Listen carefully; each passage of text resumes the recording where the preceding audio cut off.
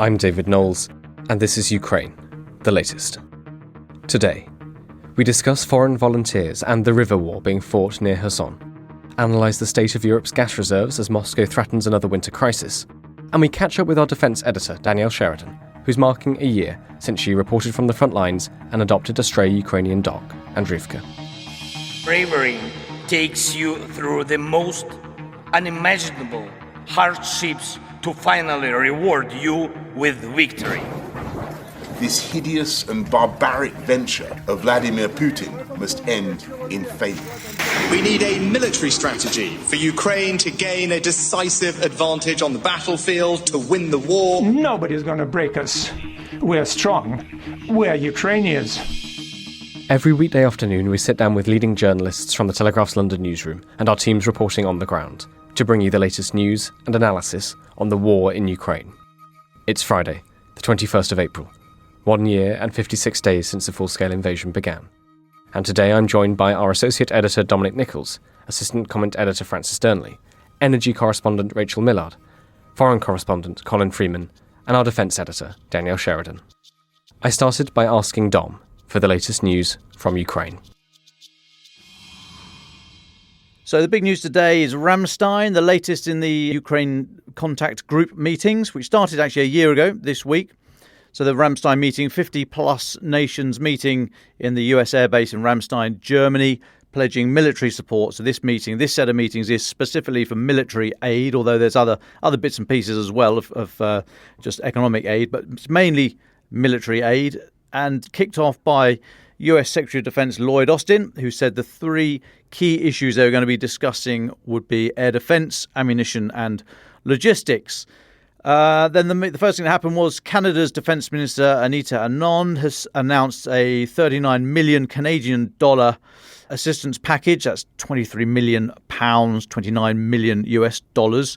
So new military assistance for Ukraine that includes 40 sniper rifles and ammunition, a lot of radio sets, and also a donation of just over 34.5 million Canadian dollars for fuel and other bits and pieces. That will go into the NATO fund for Ukraine. Alexei Reznikov, Ukraine's defense minister, he's there. He's been putting out a number of tweets. He said, one of them, our top priority is to quickly build a multi-level air defense / anti-missile defense system. Patriots, IRIS-T, NASAMS and MiG-29 are the most recent but not the final steps towards this goal. Given the Kremlin's barbaric tactics, we need NATO-style fighter jets.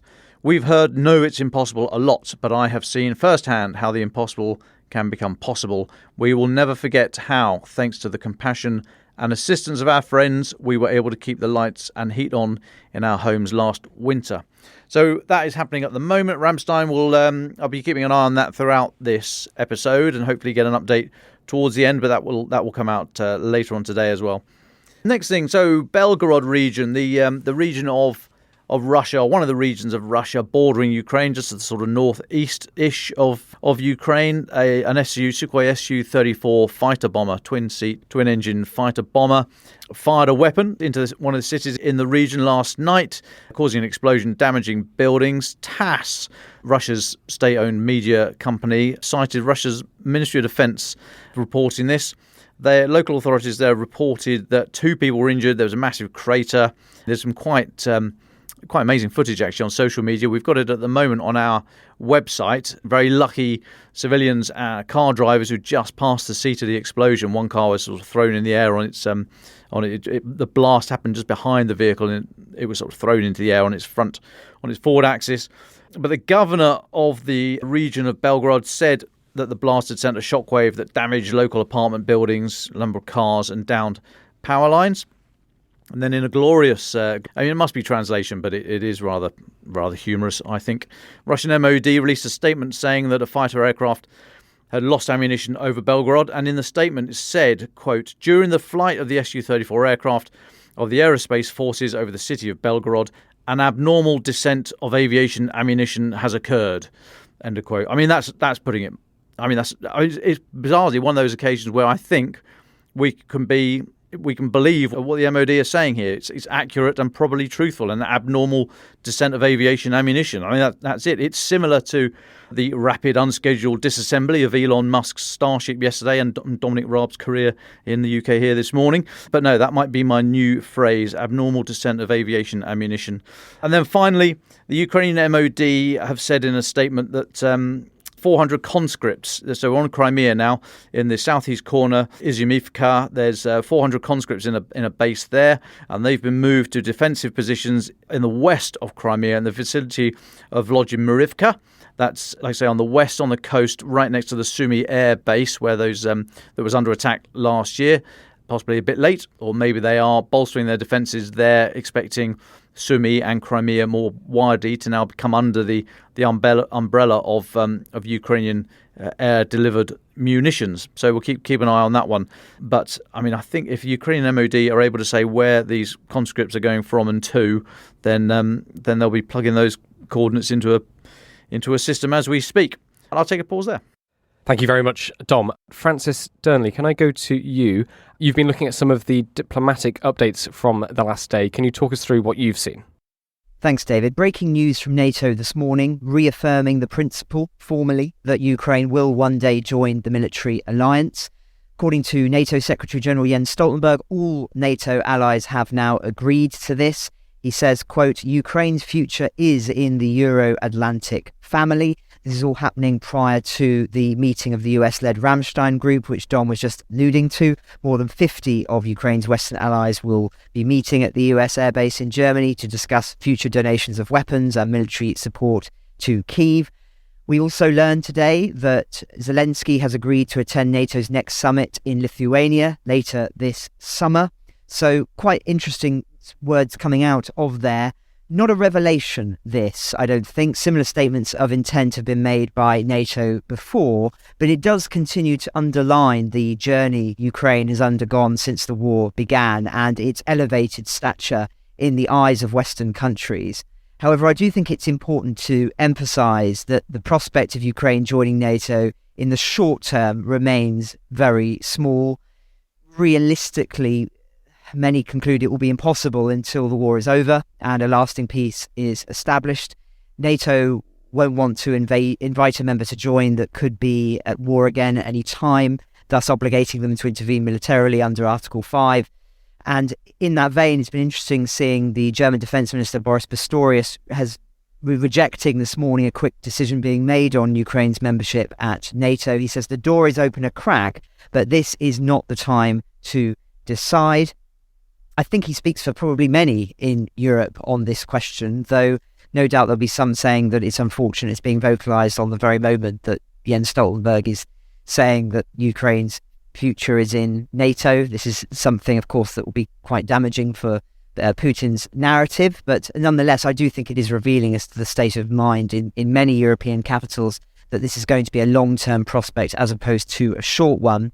But the more significant story, I think, today, which broke after our broadcast yesterday, is that the United States and some of its allies are considering a total ban on $66 billion worth of exports to Russia, still fueling Putin's war machine.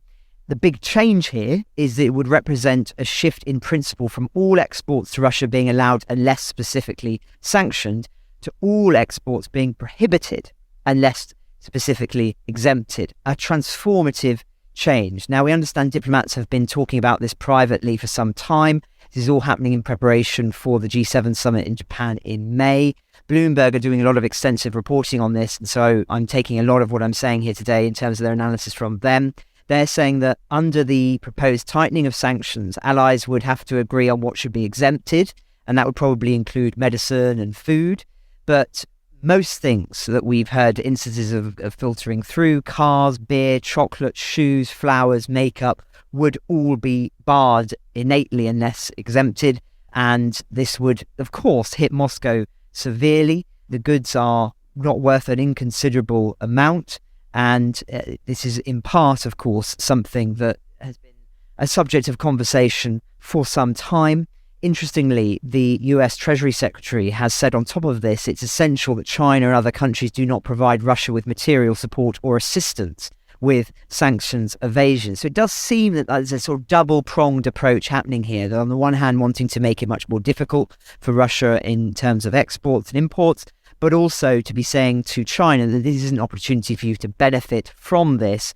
And what's quite interesting, of course, is that China have had to respond to this. They've said that no country has the right to interfere in its relationship with Russia. Riffing off what the US Treasury Secretary said, they've said that China continues in its no-limit support of Russia. It's not inflaming the situation in Ukraine and advocates a peaceful resolution of international disputes through dialogue and diplomacy. Further evidence, I think, of the Chinese line, which echoes Russia's, that they just want the war to end so that business can return to how it was before the war. A note that's not unappealing to many countries, but of course goes completely opposed to how many Western countries view this, which is that it has led to a transformational change and that much more must be done. Staying on China very briefly, we learned that the Wagner Group unsuccessfully asked China for supplies of weapons earlier this year, according to leaked intelligence seen by the Financial Times. Representatives from the mercenary group, of course led by Prigozhin, reportedly sought munitions and equipment in early 2023. This was swiftly not permitted from China, but nonetheless, I do think it's quite revealing that they felt able to ask this question at all of China. It talks about their independence given from the Kremlin, but also they clearly felt they were dealing with a partner who might be amiable to their request. So even if nothing happened, it's quite interesting, I think, about the state of conversations and mentality towards China within Russia at the moment. In other news, just again on measures being adopted against the Russian state, Britain has sanctioned a Russian judge and 4 others linked to the arrest of British-Russian Kremlin critic Vladimir Kara-Murza, someone, of course, we've spoken to at length, jailed for 25 years this week.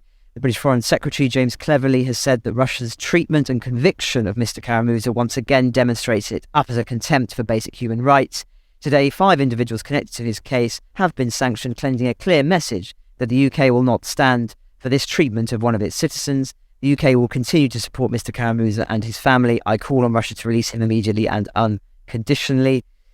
There were some saying, including on the opposition benches, that this was not enough being done with regard to the case. So they'll be, of course, welcoming this development this morning. And finally, a very interesting story, this, and it's an exclusive to us. As far as I know, Joe Barnes wrote this up yesterday after broadcast, that the European Union could have its own special forces commandos under controversial plans for rapid reaction forces to be created of around 5,000 troops.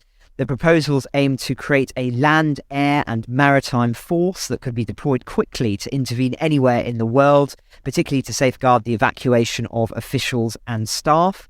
Its formation could allow the EU to, quote, respond decisively and prevent and manage crisis in order to assert itself as a more credible security and defence actor, according to a report by EU officials and MEPs.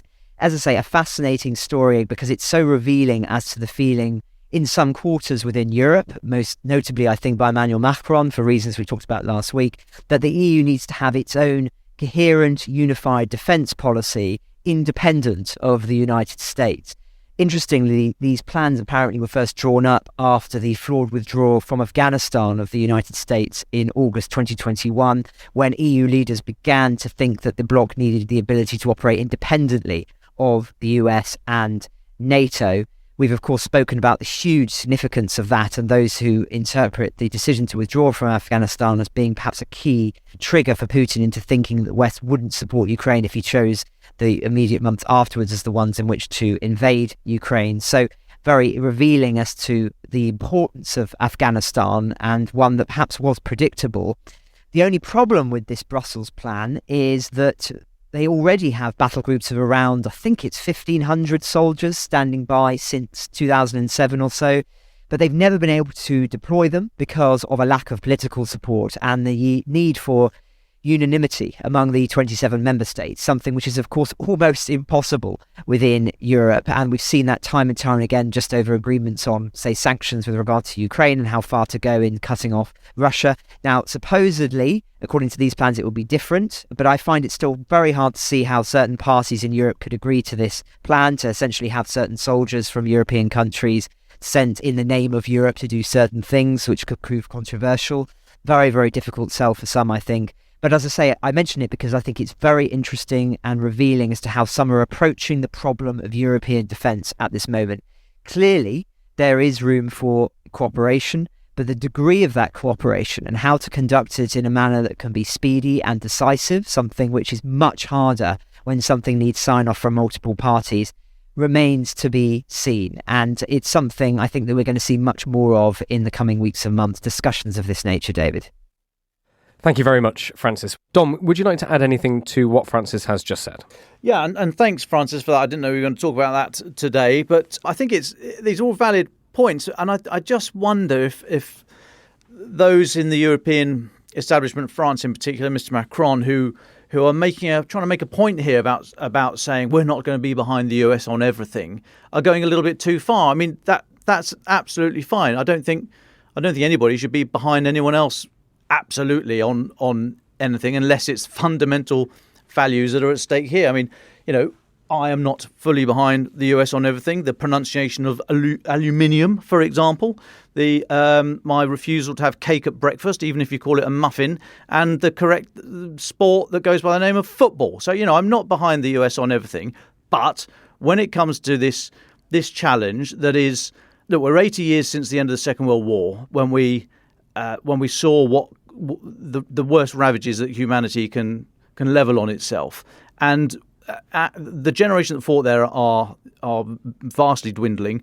We don't have any first-hand experience of it. The pictures we see and the movies we watch of it are black and white, so there's a kind of disconnect. So we don't really feel that connected to it, and we are, I think, at risk here of forgetting what that was all about. And we've now had 80-odd years of this peace and the post-war settlement and what the rules-based international order is.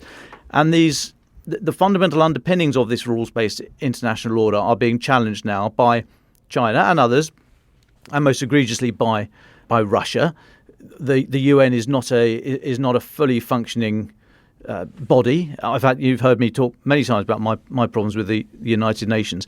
But the point is that we no longer live in ignorance. Not just the digital revolution, but in particular the last 20-odd years of the interweb and what have you. We now know so much more about each other. We have learned so much more about the rest of the world. We've seen different societies and different systems for organising humanity. And so this is it. This is our moment right now. We can't say, we should try the other side. I mean, this is where we stand up for the values that were fought for in the Second World War, even though, as I say, it feels somewhat distant to us. Or we don't. Or we let people like Putin and others say, no, might is right. We can do what we like. We're going to smash the place up and do whatever we want. So I think it's absolutely fundamental that this is the time we make a stand. That's why we've been doing this podcast every day since, day 3 of the full-scale invasion. That's why we're not going anywhere, because this is absolutely fundamental to everything that we do. This is fundamental to the democratic underpinnings of our society. And yeah, there's a lot of flaws with democracy, but I think Churchill said it was the least bad option. I'll go with that.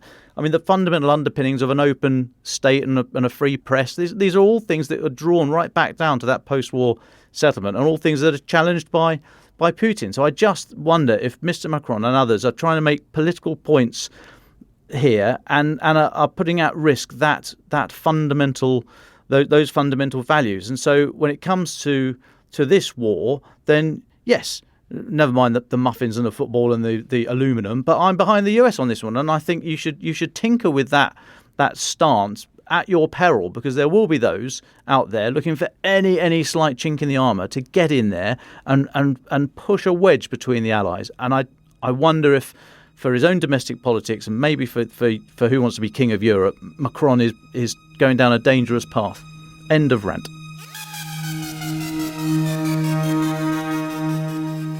Thanks, Dom.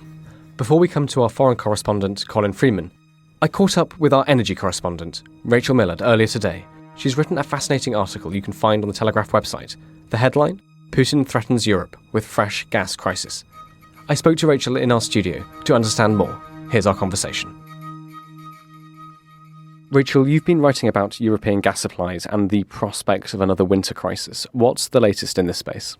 Hi, David. Thank you. Yes, at the moment, we're actually in a reasonably good position, I think, much better than people feared heading into this winter. Gas storage stocks in Europe are actually much higher than normal at this time of year, so currently over 55%, which is, if not a record, then very close to record and only beaten by sort of strange years such as during the pandemic when the market was a bit strange. So I think the general sense is that we've fared much better than expected and therefore we're much better positioned for next year. But that doesn't mean that things couldn't come along and create havoc in the market once more. For example, there's a lot of uncertainty over the pace of the recovery of China's economy, which could have a huge impact on the gas market. Equally, Russia could also go further in cutting off supplies. It is still supplying some gas to Europe, both via pipelines and ships, and it could go further and cut that off even more this year. Can we go back a little? What did European countries do last year to survive the winter? A huge amount. They really pulled out many, many stops to try and get through. That ranged from cutting demand, so there was a big push to cut gas usage by about 15%, and that led to measures such as households cutting the flow on their boilers, businesses using less gas, including occasionally planned factory shutdowns, and other things one might not have expected to see, such as the Eiffel Tower turning its lights off earlier than normal. So there was a huge push on the demand side. There was also a push to bring in gas from other parts of the world. So lots of orders of shipments of natural gas from all over the world, the US, Peru, Qatar, places like that, and new terminals built to bring that in. Obviously, those terminals had to be built very quickly, so some of them were sort of floating storage terminals that get moved around the place, and some of them have been used off the coast of Germany, for example.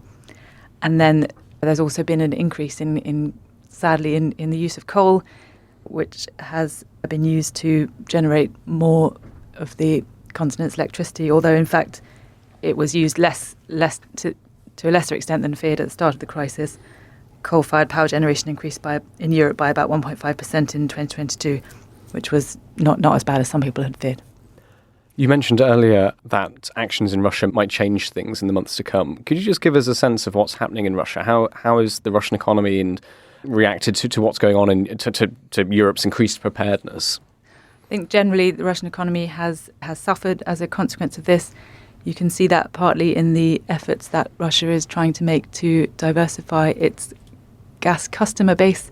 So we've seen Russia intensify its effort to try and secure another deal with China for a second gas pipeline. It's got one very large gas pipeline to China from its eastern fields, but the president has been trying to secure a deal over a second pipeline which would secure Russia's customer base for a long time to come. We've also seen Russia clearly very sensitive on the issue in the way that it's started goading. Well, it's always been goading, but it started goading even more Europe over its gas supplies. So Gazprom, Russia's state gas supplier, sent out a sort of very snarky tweet the other day warning Europe that it might not get through next winter without Russia. So it's clearly sensitive, and that's coming from a position of increased pressure on its finances because of the lost revenues from gas and oil. Just on that Gazprom tweet, obviously It's far too early for us to make predictions, but what I'm sensing from you is that you think Europe's in a relatively good place at the moment in 21st of April 2023? I think they're in a much better place than they could have been. There have been no blackouts, there have been no uncontrolled shutdowns. They've fared much better than they thought, and a lot of that is to do with preparedness, but a lot of that was also to do with a pretty mild winter, generally speaking. And so if we have a very cold winter next year, that could change quite quickly. Has anything surprised you following the stories? You've been covering energy for a long time. So is there anything looking at over the last year or looking at the months to come, anything that's sort of takes your eye that, has anything happened that you didn't expect? I think in the UK it was very interesting to see the programmes that were run to encourage households to turn down their electricity usage. So we had National Grid paying households to use less electricity at peak times, which was a very interesting and felt quite sort of seminal shift towards a different way of running the electricity system when people will be asked to manage their own usage much more much more carefully. And it was interesting to see how people responded to that. They generally had quite a positive response, and lots of people were very keen to take part, and lots of people were sort of tweeting their experiences. But it'll be interesting to see if they try and repeat the scheme, whether those levels of engagement will continue or whether it will start to become more difficult as it goes on. Is there anything else you think is important to mention for our listeners to understand? I think one really interesting trend to come out of all of this is the much greater role of the US as a gas supplier to UK and the continent.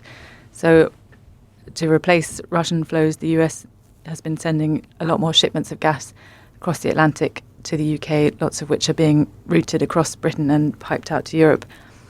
And that's from a sort of geopolitical point of view, that's a very interesting shift, because we're seeing actually the US has gained from this crisis and Russia has lost. So certainly a strategy that's backfired on Russia. Rachel Miller, thank you very much for your time. Thank you.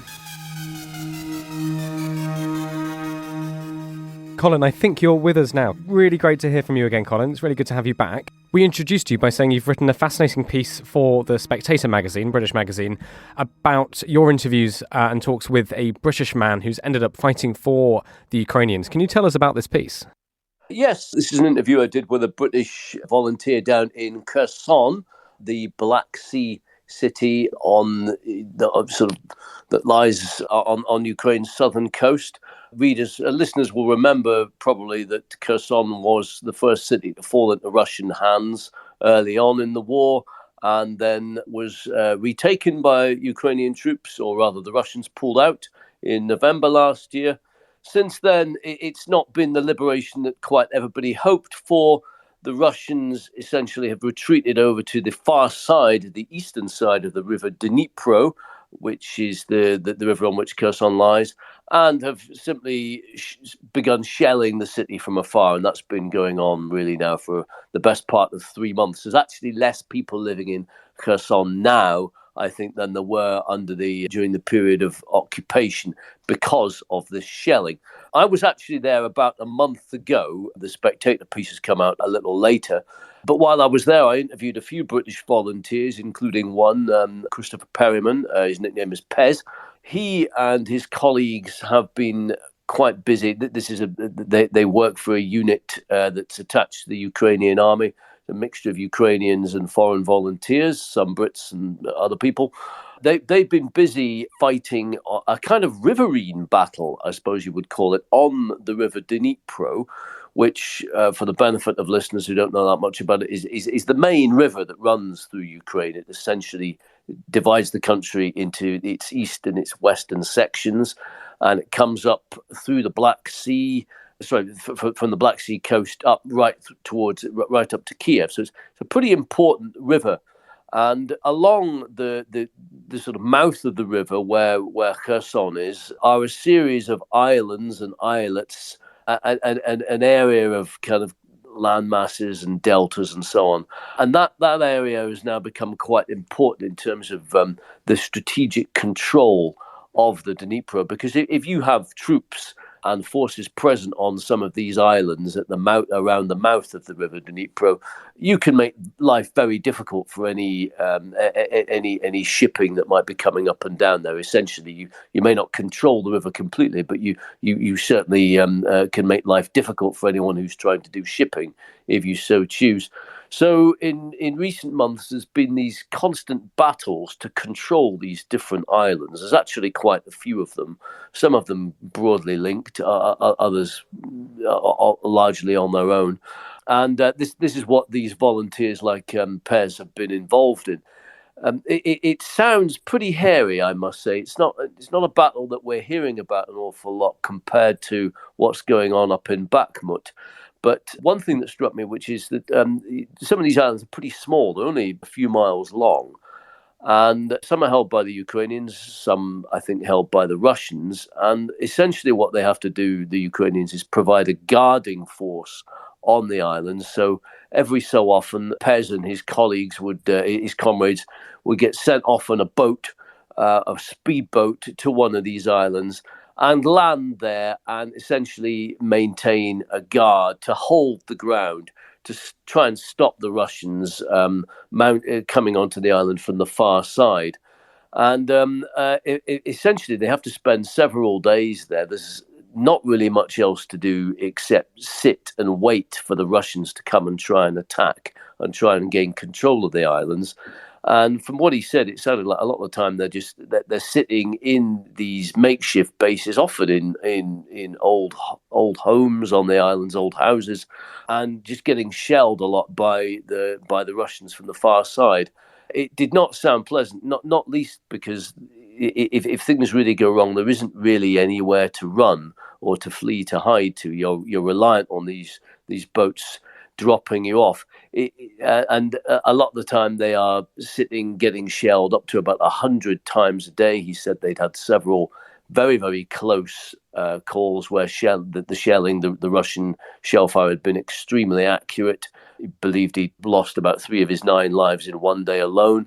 And as a soldiering experience, he'd been in Iraq quite a bit. He said that this was a lot tougher in some ways than what he'd been doing in Iraq because of the sheer volume and accuracy of the artillery. Often you're never seeing a Russian soldier anywhere. It's all done, the shelling is done remotely. But what the nasty part of it is you're sitting there holding your ground, getting shelled a lot, and knowing at some point that the Russians may choose to attack and try and take the island, at which point you've got no choice but to stand your ground and fight. It's an absolutely fascinating account, Colin, and as you said, a part of the war I don't think we've heard so much about. Could you tell us a little bit more about Pez himself and his background? How did he end up in Ukraine? What was he doing before? Yeah, I'd say he's fairly typical of some of the volunteers who are out there. I've interviewed quite a few. They're from all over the world, but there's a big representation of British and American volunteers.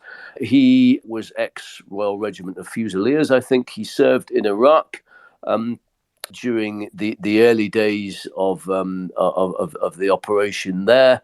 I was based down in Amara in southern Iraq, which is a town I remember well.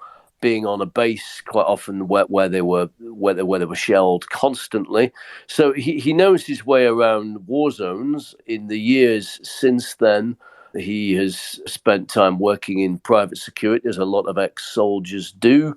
By his own, working elsewhere in the Middle East in private security and in places like Somalia. But by his own admission, he's no great fan of civilian life in the UK. Enjoys the military way of life, and I think when the Russian invasion started, he was actually working as a security guard or heading a team of security guards guarding the HS2 line at High Wycombe from eco-protesters. He said he was dressed in a high-vis hat, getting abused a lot each day, didn't really enjoy that. And I think when the war came up, thought that this is something that he can contribute meaningfully to. And that is, I think pretty much a light bulb came on in his head straight away. And that was where he decided to go. And he's been there pretty much ever since. That is pretty typical of a lot of the volunteers. I think there are some out there in Ukraine who have never fought before. There are, according to him, there's quite a lot who shouldn't be there as well. There's sort of various fantasists and lunatics and so-called Call of Duty warriors, as they're often nicknamed, people whose only experience of combat has been playing games like Call of Duty, who really shouldn't be there at all. But there are a lot of experienced ex-soldiers there as well. And by the sounds of things, I think he is one of them, although he's certainly saying that it compared to Iraq, that this is a very different ball game indeed, just in terms of the competence of the opposition. In Iraq, a lot of the time you were fighting against insurgents who were often pretty dangerous foe, but they weren't good with things like artillery in the way that the Russians are at all. And as we know, that this is primarily an artillery war a lot of the time. Another question from me. Did you get much of a sense from him about his relationships with his Ukrainian colleagues? What was the sense of the morale there? And it'd be really good to hear a little bit about that if you've got much on that. Yeah, most of them speak very highly of their Ukrainian colleagues. I think, like any army, this is one of the things that interests me about the volunteers, is that you're having to fit yourself into somebody else's army, somebody else's way of fighting. You have to master certain commands in Ukrainian, or you have to be with a Ukrainian unit where they speak a sufficient amount of English. There are language issues there. And of course, if you're on a battlefield, understanding directions, signals, shouts and commands and so on can make the difference between life and death a lot of the time. So you've got all that to contend with, as well as different tactics and operational procedures and so on. I think that the fact that I'm actually personally pretty amazed that so many of the volunteers have stuck it out as long as they have. But generally speaking, that they seem to get on very well with their Ukrainian counterparts, and that there are some very strong friendships being formed there. I think a lot of the Ukrainians are generally very impressed that the rest of the world there are soldiers and volunteers from the rest of the world coming. Some clearly have more ability and more fighting expertise than others, but I think if nothing else, the gesture is considerable in terms of engendering a sense of solidarity, a feeling amongst Ukrainians that they're not being left alone, and that there are people around the world who will give up safe and stable lives at home to come and help them. Thanks, Colin. Dom, I know you've got a few questions, and after your questions, it'd be good to come to you just to get a sense of your views on this sort of river warfare. Sure, thanks, Colin. Hi, great to chat to you again. Hello, Dom. Yeah. So when you were chatting to this chap, I mean, did he say anything about the terms of service that he and others in the International Legion have had to sign up for in terms of the time they have to serve, any locations that they have to go to or that they're not allowed to go to, the roles that are open to them, and any restrictions on future travel or interaction, or even any opportunity would they be offered Ukrainian nationality after any period of service? And we have heard stories about some people having to surrender their passports, which I don't really believe, but it was out there anyway. So just wondered if you had heard any of that. Yeah, I can't recall what specifically he said about his terms of service, but generally speaking, from interviewing a number of different volunteers, my sense is that they do sign a contract with the Ukrainian army. And at the beginning, that put a lot of them off, because I think they worried that they were going to be forced to stay obviously, and there was certainly a concern that if the war went in ways that were not to their liking, if they were used as cannon fodder or something like that, they would not want to be sticking it out. In practice, as I understand it, most of the contracts are not enforced in any way that is very draconian. If you want to have leave, or if you want to leave, nobody stops you. You have to give a certain amount of notice, I think, ideally for operational reasons. But that none of those who I have spoke to who've spent time under contract have flagged anything like that as an issue, that it means they're trapped or stuck in any way. They also get paid. I think the going rate is about something like about $1,000 or euros a month, which is not a king's ransom. Clearly, you hear the Russian media describing them as mercenaries. I don't think most mercenaries in Britain would travel to anywhere where they're only getting paid $1,000 a month. My maths on the spot isn't very good, but I suspect that's less than you'd get for working on minimum wage in this country. And of course, you wouldn't be risking your life. I think they also get bonuses for combat pay if they're in somewhere like Bakhmut, or indeed sometimes down doing certain things in the riverine area down around Kherson, which increases what they get paid quite a bit, possibly by 2 or 3-fold. But that is only paid under certain circumstances.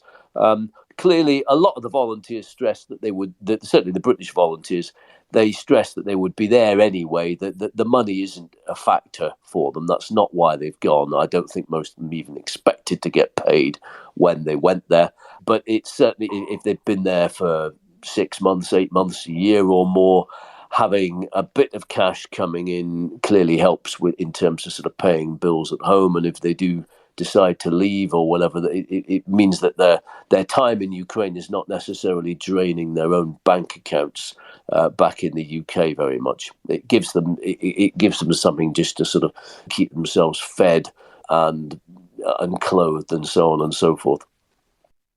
Sure, and did he say? Sorry, if I could just jump in, David. One more question. Just wondered if he had any views on or any concern about any possible treatment by Russia if he was taken prisoner. This idea, as you say, that they'd be treated as mercenaries, and there have been. We have seen you've interviewed some of the guys who have been taken as PWs by Russia. So any concern for his welfare if he were to be taken, and also any concern from him about his reception back here in the UK. It's not yet been properly bottomed out here in terms of policy about what how the state here would view people who have gone to fight, whether or not they'd be deemed illegal combatants. So just wonder what he thought of that. And just, I know I said one, but there's always another one. One final question. The unit he's fighting with along the river, are they a sort of river warfare specialists? Are they held there for a long time? Because it's a very different, or not very different. It is a different skill set to fighting in open territory or urban or what have you. And it takes, as it does with urban warfare or fighting in woods and forests and elsewhere, it takes a while to properly dial into it and gain experience. So I wonder if he was held in that position to fight amongst the riverine craft and what have you for any length of time, or if the units were just rotated in and out on a fairly regular basis. I'll answer that last one first, Dom. No, I don't think any of them do have any particular riverine experience. The job is to hold the islands and stop the Russians grabbing Ukrainian-held islands back. So that is primarily a bit of kind of land warfare, I suppose.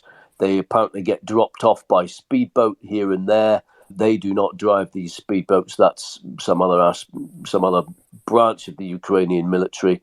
I don't think, by all accounts, the travelling in the speedboat is considered much fun because most of them do not have past experiences as river specialists. There's a lot of worries about falling overboard, for example, and if you're loaded up with kit, tumbling over into an icy river with full body armour on and lots of kit, nobody really expects to come out alive, apparently, if that happens. I don't think it has, but I think there's been a few near misses. As regards getting caught by the Russians, well, we've seen what happens to the POWs who get or the foreign volunteers, British and American, who get taken prisoner of war by the Russians. Generally, what has happened so far is that they get a month or two of very harsh treatment, interrogation, torture, and then put in a prison in the Donetsk People's Republic or somewhere like that. And we saw there was a big exchange of prisoners in September last year, brokered by the Saudi government and Roman Abramovich, the oligarch. So I think if you that was the last big exchange of POWs.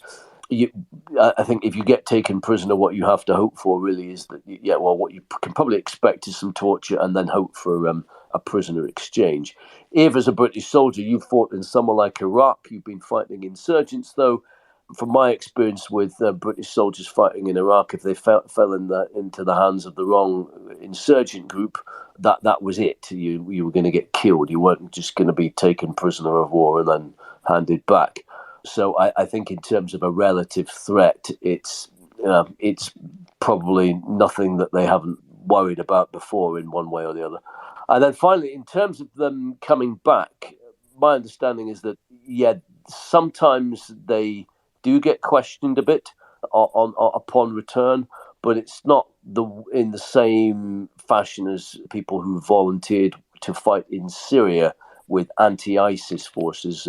Some listeners will remember that quite a lot of British soldiers went and fought with the Kurdish anti-ISIS militias in Syria. Back then, there was talk of a few prosecutions, and a lot of them had very heavy grillings when they came back to the UK, mainly because of concerns that these Kurdish militias were linked to Kurdish separatists carrying out terrorist attacks against Turkey, and also concerns about what kind of skills they might have been learning in that area in the Middle East, where there's a ISIS and a lot of terrorism going on. Apparently, with volunteers returning from Ukraine, it's not really been the same. I don't think the authorities are quite as worried about them. Certainly, there's been lots of them coming and going in the last few months. Nobody's been arrested, to my knowledge. Those who have been interrogated or questioned I think it's often just a friendly chat with the British police, and often asking them, look, you've been on the front line, what kind of weapons have you been seeing around? Asking I think what they're wanting to know is whether on the Russian lines, among the Russian trenches, any of the volunteers are seeing new weapons coming in that might be, who knows, supplied by some foreign state that is not supposed to be supplying them. This is absolutely fascinating, Colin. Can I just ask you to talk about one moment from Pez's experience? You write in your Spectator article that on his first stint, a Russian shell landed just 10 feet from him and 2 comrades. What happened then? I think he had a couple of very close misses on his first stint. He got his bags all destroyed. One shell landed very near him and basically destroyed all his kit. And had he been positioned just a few yards, a yard or two one way or the other, he would have probably been killed as well. He also said that at one point a shell hit, and he looked at his flak jacket, which he had on at the time, and the plates of his flak jacket and the Kevlar in it were full of, it looked like a kind of dartboard. It was full of like tiny little darts, basically little arrow-shaped pieces of shrapnel, which I looked up, and apparently they're called flechettes, and they're pieces of shrapnel specially shaped in a long barb shape, I think designed by the French and used in artillery primarily in World War One to cause additional maiming. And I think he said he had about 15 of them in his flak jacket. By some miracle, none had gone into him. As he said, you only need one bit of shrapnel going in at the wrong part of your body, and that is it. It sounds like he had a very, very lucky escape. Thank you very much, Colin, for coming on to talk to us about this. Is there anything else you wanted to mention before we go to our final thoughts? Just one thing that has intrigued me. I've heard Dominic talking a lot on the podcast about Operation Ramstein, I think it is. Is that right, Dom? The big sort of NATO conference that goes on. The Ramstein Contact Group, it's called. The Ramstein Contact Group. The name rings a bell to me because when I was interviewing a couple of US military volunteers who had gone to fight in Ukraine, who got taken prisoner of war and were tortured and interrogated by the Russians, one of them mentioned that they played music at him, sort of music torture, by a heavy metal band at absolute full volume, a German heavy metal band, and their name was Rammstein. And I can't help being a bit surprised that of all the bands that this group of Russian interrogators should have chosen to play at full volume, they chose the band Rammstein. I wonder if there's a connection. I have no idea. I just put that out there. Thank you very much, Colin, for that. Let's go to our final thoughts. Colin, I know you have to jump off, so thank you so much for your time. Francis or Dom, would you like to go first? Well, I'll go first to leave Francis to have the final word of the week. And it's just so Rammstein. Still no more news about Rammstein, the band, or the meeting happening in Germany today. So we'll keep an eye on that over the weekend. More on Monday. But just to say that our old friend Dmitry Medvedev, he's obviously been on the sherry again. Sorry, no. But hey, it's 5:00 somewhere. He's been putting out some tweets about these the sanctions. He's saying, well, gloriously, he's saying Britain was, is, and will be our eternal enemy. In any case, soon enough, they're impotent. I mean, I don't like quoting him, but it's just comedy. Francis Dearnley, can I come to you for your very final thoughts? A couple of things from me. Listeners will remember on Wednesday the leaks that supposedly revealed the UK is among a number of countries with military special forces operating inside Ukraine. According to the document, the UK has the largest contingent of special forces in the country, around 50, followed by fellow member NATO states Latvia, which has about 17, France has about 15, the US 14, and according to the document, the Netherlands has just 1. And we muse then who this gentleman might be and what they might be doing. Well, very grateful to the listeners who've been in touch and have shared a piece in De Telegraaf, no relation, in the Netherlands, who figured out who this individual was. It's perhaps rather underwhelming. Apparently they are an in-place communicator ensuring that military aid gets to where it needs to be. Important work, no doubt, but those who are speculating this might be some kind of Dutch James Bond will no doubt be disappointed in this revelation, but very grateful to listeners who've been in touch to answer that vital question. The other thing I just wanted to flag is an insightful and frank piece by Mikhail Khodorkovsky, former political prisoner, businessman, and founder of Open Russia. He's written a piece in Politico called "The West's Short-Sightedness Makes Life Harder for Russia's Opposition." And it's a very, very detailed piece. I can't summarise all of it, but I would recommend that listeners read it in full. The essence of what he's saying is that in the spirit of self-criticism, the anti-war movement has to admit where it's not been as effective as it might like to have been in opposing Putin. He looks at reasons why this has been the case. Lots of talk about how the propaganda in Russia has been very effective at dismissing the impact of opposition forces. Really interesting insights into exactly what Russia has done to control popular opinion and keep it on side. He talks about the redistribution of resources from state granaries to well-off segments of society. He says money is now flowing to economically depressed single industry towns in the form of military contracts benefiting workers in the defence industry. Money is also flowing into conscripts and contract soldiers who, as a rule, come from the poorest regions and segments of society. The salaries they're now receiving are 7 to 10 times higher than they could earn at home, while the prisoners of those who've been killed or disabled, the families of those who've been killed or disabled are being paid more than they would expect to earn in their entire lifetimes. He's saying that this stream of revenue, of course, is being paid for by the oil and other raw materials exports, which are continuing to bring in a sizable income for the Kremlin. So he says, as a result of this and other factors, which I can't, as I say, go into all of them, support for the Kremlin is growing, and the public are more than happy to overlook the horrors in Ukraine and avoid self-guilt by drinking in the narratives they're being fed by propagandists. Another way of putting these two things together, I would argue, is bread and circuses. He goes on to talk about why this doesn't mean the opposition can't have an impact. He talks about how it is that the cost of the work the state is having to do to keep the public on side is not insubstantial as a consequence of the work of the opposition. He says that the regime is being hit by some of the most adaptive, active and educated young people choosing to flee the country, no doubt in part because they're reading and receiving their information about what is really going on with Ukraine and are opposed to it.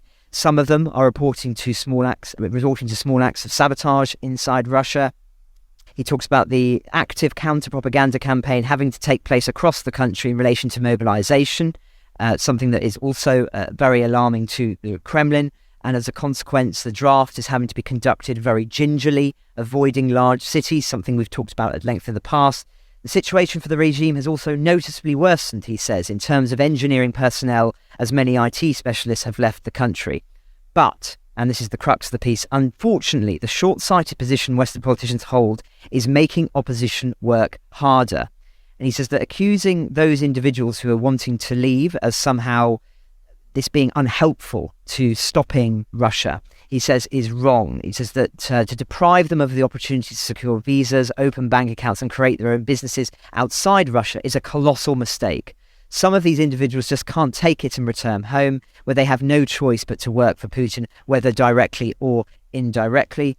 Meanwhile, the criticism that these individuals aren't protesting or overthrowing the regime are based on a naive notion of what Russian totalitarianism looks like. And he talks about how hundreds of thousands of people have been killed, that this is just such a brutal environment that it is very, very difficult to protest in a way that would be effective, he argues. And he says, is it possible to replace the regime overnight? I doubt it. But can we create all kinds of problems for it? No doubt whatsoever. And he says every specialist who leaves the country or simply ceases to work with the state and instead lives on remote work with income paid into bank accounts outside Russia is delivering a most powerful blow to the Kremlin's ability to maintain the technological level of its weaponry. However, Russians must also decide whose side they're on. There can be no support or sympathy for those who want to sit on both sides of the fence. Such people are dangerous in a time of war. I call on all people to think, not of collectively punishing all Russians, which is neither fair nor pragmatic, but to think about what can inflict the most practical damage on the aggressor. The greater number of those who get the chance to stop working for the regime, the more money will end up beyond the Kremlin's reach, and the harder it will be for Putin to prolong the war. This is why, for the opposition, he says, a public declaration that aggression is unacceptable, that the regime is criminal and that Ukraine has the right to its territorial integrity must precede any talk of lifting personal sanctions. So a really interesting not uncontroversial piece, David, one that I'm sure many listeners will perhaps disagree with, but I think it's vital that listeners do engage with this subject and interested to hear their thoughts on it, because some of the points he raises here are absolutely fundamental to how to effectively stop Russian effectiveness in this war in the long term. And there are some perhaps uncomfortable truths within this, not only about the failures, but also perhaps the approach has been adopted so far in certain areas, which has not had the desired effect. So a very interesting piece, as I say, in Politico, by a really important figure, and one that, of course, we will reflect on again, I'm sure, in due course. Thank you very much, Francis. You're right. Yes, we'll definitely come back to that. As you say, it's we're seen as quite controversial, I think, by quite a few listeners. So let's come back to that next week, I think. But thank you for bringing it up and talking us through his arguments today. Thank you, Dom, Francis and Colin, for your time today. And thank you all for listening. Have a very good afternoon. Thanks, everyone. Best wishes, Valentina.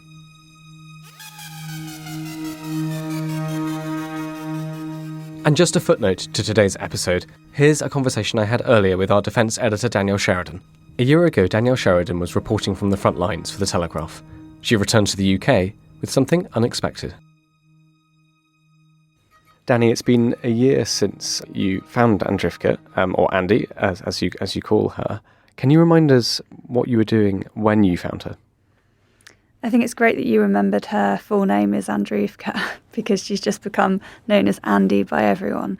But it was in Andrivka that I found her, and I remember writing a long piece for the features desk about it. Paul Grover, the photographer that I work with, and I had been in Andrivka in around April last year, reporting on the invasion, and Andrivka was one of those parts of Kyiv region that had been completely annihilated by the Russians when they invaded, and houses had been razed to the ground throughout this small village. There were pretty much no buildings still standing. It was a really awful area, and Paul and I had been talking a lot about how you kept on seeing pets wandering the streets. They weren't your typical stray dogs. They were domesticated animals that had either ran away when they'd been scared from hearing a missile strike or had been abandoned by their owners. Anyway, one such dog was Andy, and she happened to come and claw at Paul's leg when he had his drone up and was taking some footage of the destruction. And I remember him calling me over, because it had been a bit of a running joke how I was just falling in love with all of these dogs. And he told me to come look at her, and that was it. It genuinely, I just had this feeling that I just had to take care of her. She was just, anyone that's ever had a pet growing up, and my whole life I've had pets, knows that connection you can have with animals. And I think if you haven't had pets growing up, maybe you don't know what it's like, but I know that so many people understand that connection, and that it's been really sweet having correspondence with readers, because they have connected with my story about bringing Andy home, perhaps because they have rescued dogs themselves, or simply had a pet that they really loved, and they do become part of the family. And it's crazy to think that it was a year ago that I found her, because she's just become so much part of my life, and I love how she's become a bit of a Telegraph newsroom mascot. And whenever I do write about her, people really seem to enjoy reading about her journey. So it seems to have been a really lovely thing to have come out of something so awful. And obviously the war is still ongoing, and I'm not trying to diminish the gravity of how terrible these atrocities are that Putin's government is committing. But I just mean from a really personal perspective, it was a harrowing story to have reported on throughout the last year, and I was just there recently, as you know. And so for me personally, having had her, this lovely little thing in my life as a result of my reporting out there, has been quite special and unique. Danny, you went back to Andrivka last summer. What was that experience like for you? I thought it was important to return to Andrivka because I wanted not only to check in on the various people that I'd interviewed there during my time at the start of the invasion, but I wanted to find the man called Vadim, who had been feeding Andy.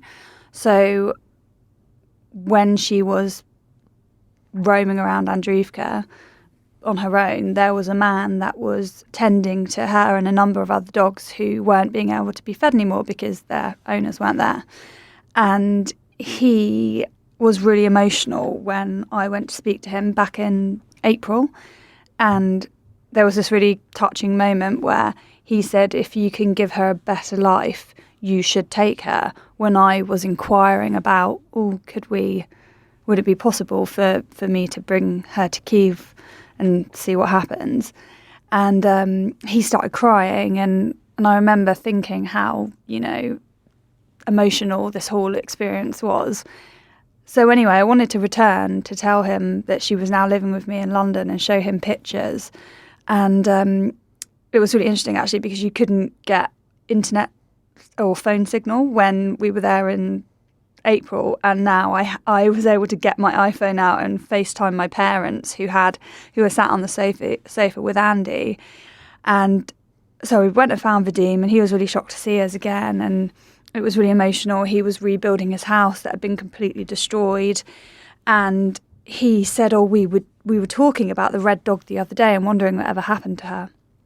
So we FaceTimed my parents, and he just burst into tears, and he called a neighbour over who also started crying. And then I thought, God, he really did love this dog, but I suppose it's also about, the whole kind of, it's all wrapped up in the emotion you feel of having seen your village destroyed and something having been able to start afresh. But then a subsequent conversation revealed that his son, who was 23, had actually been killed on the front line as the war began. And I had this real moment of realisation that his emotion towards this dog was actually so much more part of how he felt having lost his son at the start of the war. So, yeah, it was just a really poignant moment for me to see what Andy coming to the UK had meant for him, but also how his tears translated into something so much deeper than just happiness at this dog getting a fresh life. And actually, they were all part of having seen his son get killed when he had to go to war. Ukraine the Latest is an original podcast from The Telegraph. To stay on top of all of our Ukraine news, analysis and dispatches from the ground, subscribe to The Telegraph. You can get your first 3 months for just £1 at www.telegraph.co.uk/Ukraine the Latest. Or sign up to Dispatches, our Ukraine newsletter, which brings stories from our award-winning foreign correspondents straight to your inbox. We also have a Ukraine live blog on our website where you can follow updates as they come in throughout the day, including insights from regular contributors to this podcast. You can listen to this conversation live at 1 p.m. each weekday on Twitter Spaces. Follow The Telegraph on Twitter so you don't miss it. To our listeners on YouTube, please note that due to issues beyond our control, there is sometimes a delay between broadcast and upload, so if you want to hear Ukraine the Latest as soon as it is released, do refer to podcast apps. If you enjoyed this podcast, please consider following Ukraine the Latest on your preferred podcast app. And if you have a moment, leave a review, as it helps others find the show. You can also get in touch directly to ask questions or give comments by emailing ukrainepod@telegraph.co.uk. We do read every message. And you can contact us directly on Twitter. You can find our Twitter handles in the description for this episode. Ukraine the Latest is produced by Louisa Wells and Giles Gear, and today on Twitter, Robbie Nichols.